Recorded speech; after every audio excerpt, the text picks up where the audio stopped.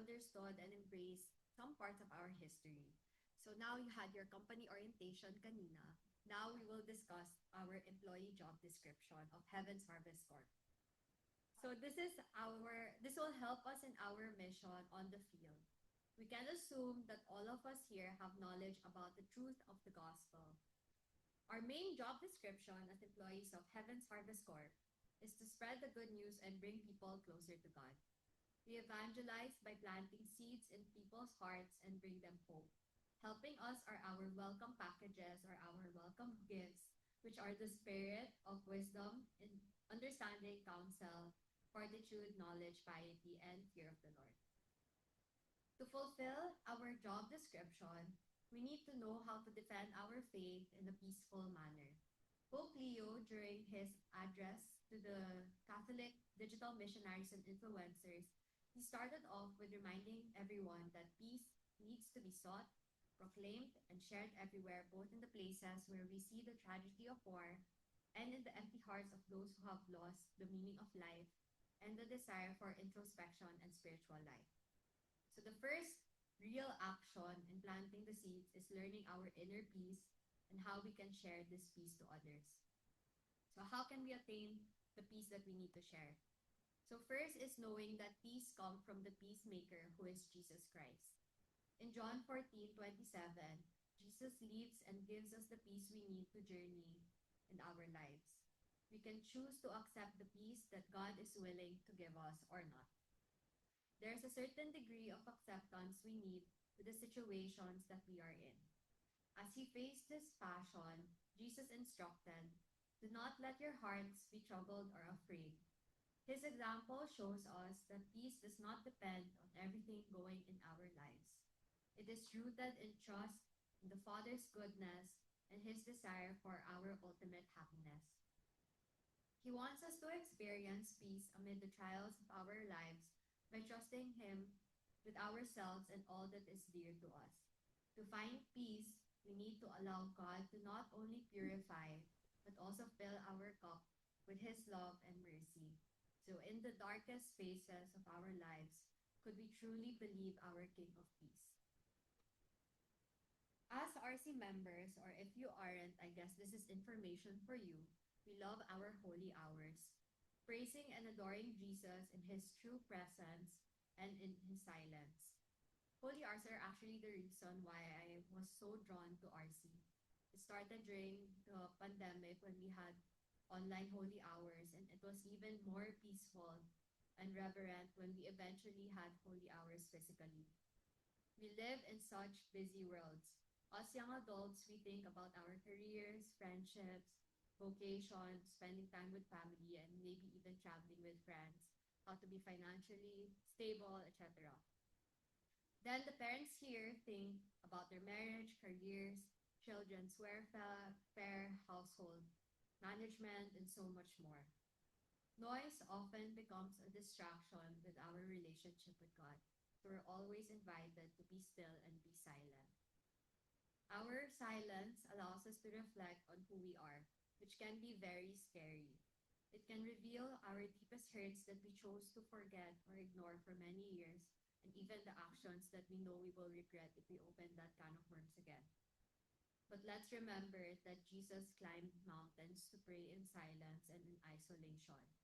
Modeling Jesus, we need to find our own mountains where we can where we are allowed to be undisturbed.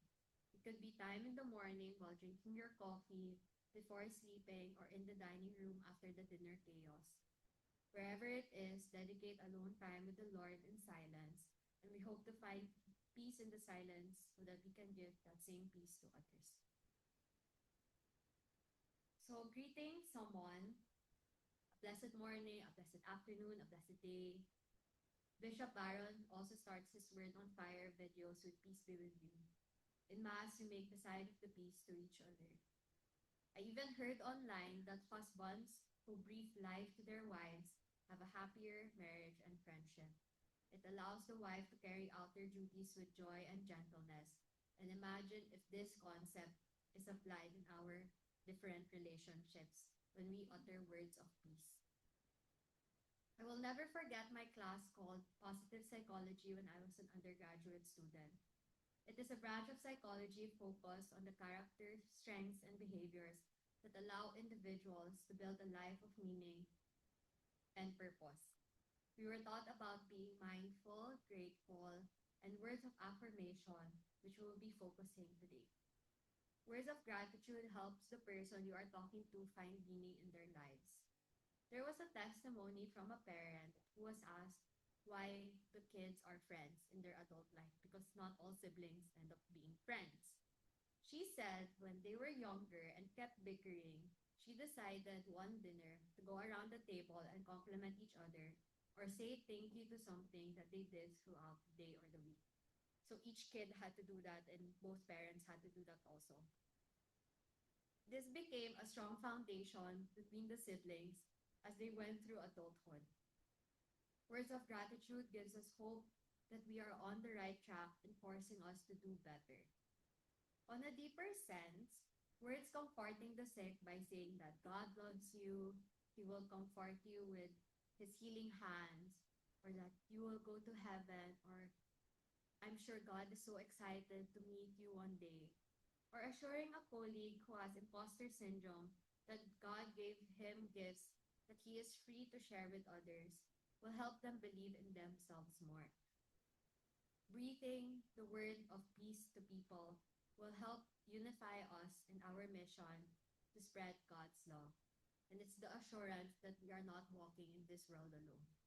Let's choose to lift others up through the words of love, joy, and peace. And like what Father Lou usually says, in all things choose charity. Part of choosing charity is to make peace. Decluttering our physical space, mind, and heart could help us attain the peace that we want and need. I don't know if you watched this, but in 2019, Tidying Up with Marie Kondo aired on Netflix. This is the KonMari organizing effect. So this Japanese woman would go to people's disorganized houses to purge and eventually organize their spaces. So she's so unique because her iconic way to purge is to hold the item and ask the question, does this item give me joy? So a point of reflection when we have time, or maybe later, is which part of my physical space, mind, and heart still gives me joy? And we have to make peace with these items, tasks, or even people. I'd also like to remind you that in making peace with people comes with your genuine and utmost forgiveness. This forgiveness also includes you to forgive others with your past mistakes and regrets. So in the past two encounters that I attended, our themes have been boundaries and excesses. We realized that we can only give so much to a person, situation, or activity. Anything that we give more than we should isn't also a good thing, even if our intention is right.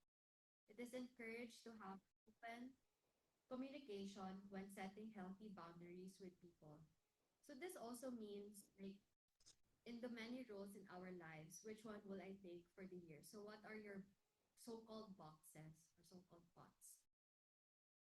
In filling each other's cup, we need to allow God to reach out to the hearts that we are reaching out to. So on your handouts, I gave you a sheet of pots with branches. So you can organize your pots like roles. So for our reflection, I'd like you to think that you are the manager of these different departments. And in these departments represent your different roles in your life. So on your sheet, you can draw the different pots that represent these roles. And I can assume that in each of these pots, we already planted the seed somehow. So let's reflect on how we are nurturing these seeds. So in the picture, you can put, oh, it's just a seed, or it's kind of blooming, but not, or it's already flowering, or sometimes, as hard as we admit it, sometimes it's dying. So let's reflect on what are the nutrients that we already gave. So do we have the time? Did we already put the effort? Do we have the patience, the compassion to grow this seed? And on the right side, you can also put how am I growing this seed? Like, am I doing Bible study? Am I ministering to this person? How am I making this seed grow by bringing it closer to God? So these are the questions that I'd like you to ask yourselves. Have I planted a seed in this aspect of my life? And as a farmer who's the employee, do I have enough fertilizer and nutrients to help the seed grow? Do I feel at peace in growing my garden? What have I been overwatering or placing too much time in? And where is God in these seeds' growth? So basically, we have a garden that we need to grow. Okay, so you have 10 minutes to think about your different roles in life and how you are planting your seed in them. Medyo mahirap, sorry. Like, yes. So wife, mother, colleague, boss, CEO, daughter, ganyan. You have 10 minutes.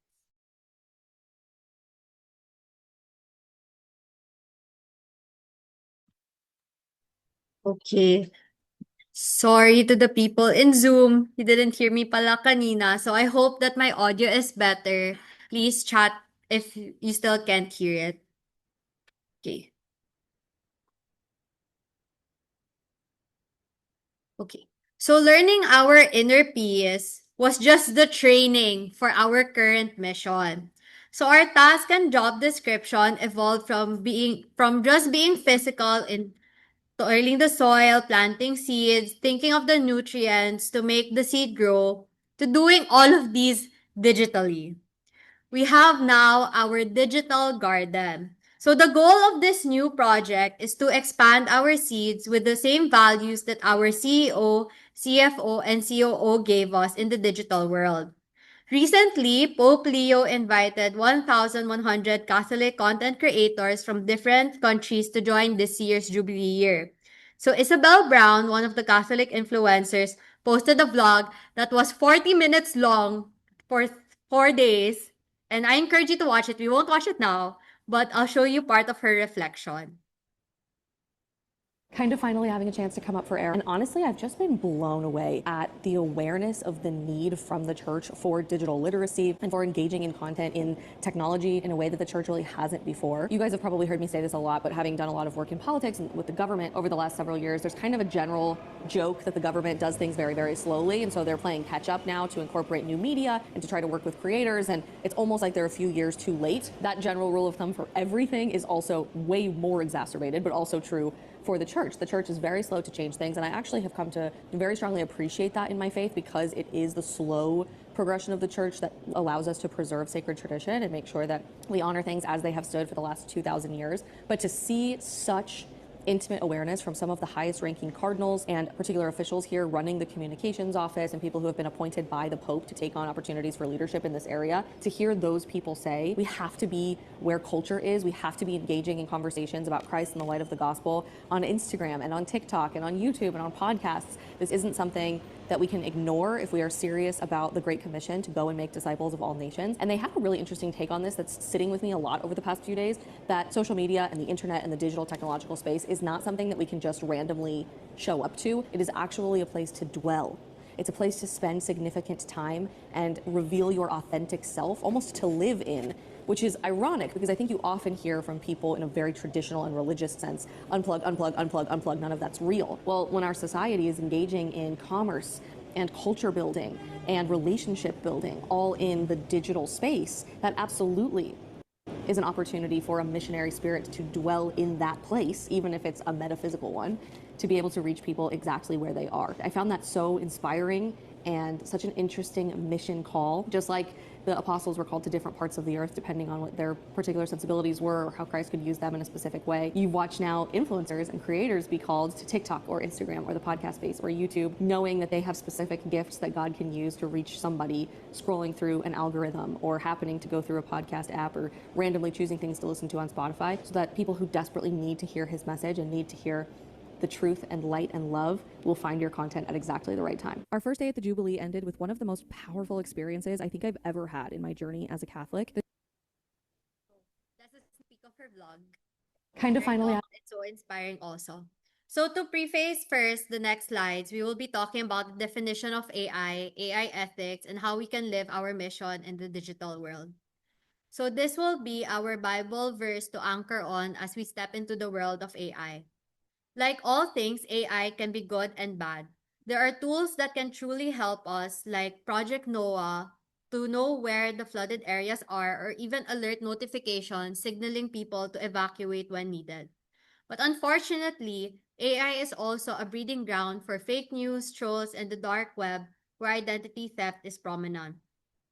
God loves us so much that He gave us free will in making decisions. In Matthew 6:22-23, we are reminded that we can choose to see what to see over the internet, and we have the power to clean up our algorithms and unfollow people if their content does not match our values or give us peace. So I cannot take credit for these concepts. On top is from Dr. Estanislao, who is the founding chairman of the Institute of Corporate Directors and the Institute for Solidarity in Asia. He says that every good leader should be for God, for country, for humanity, and for the environment. And on the right is from attorney Joshua Santiago, who is the founder of the Philippine AI Business Association. So I combined both of their ideas to form an AI ethics quadrant. In the interest of time, I wouldn't go through each, but it's important to know what we must do and what AI can do in each of the pillars. So just for an example, we know that our relationship with God is the most important, and we should not substitute God and prayer. But with the help of AI, we can create content that is true and for God's glory.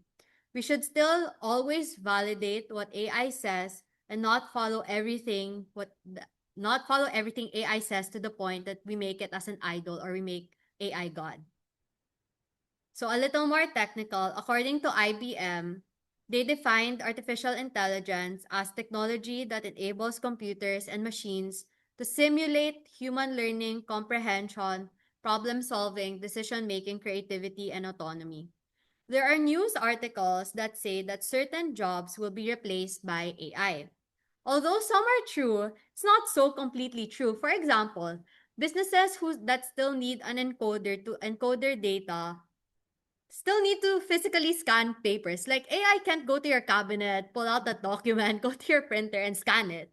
But what AI can do is to help cut the time in encoding data, since there are some tools that can already read physical text and move that to digital.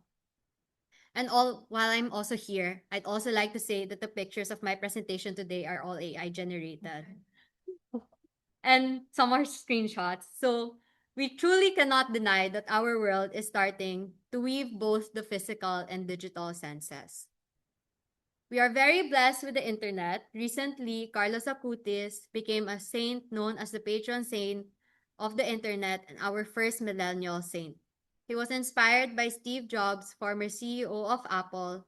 A piece of wisdom from Steve Jobs resonated with Carlos was, it is only by saying no that you can concentrate on the things that are truly important. For Carlos, the highest good of all was God and his will for his life. He says that happiness is looking towards God and sadness is looking towards yourself.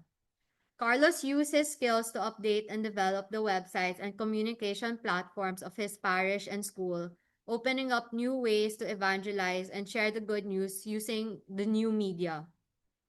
But not being naive about the dangers of the internet, he warned his fellow students about the evils of pornography that hypnotizes victims and dehumanizes both its producers and consumers. He died the age of 15 because of leukemia, but his Eucharistic Miracle List, which is a website, is still something that we can still all look at.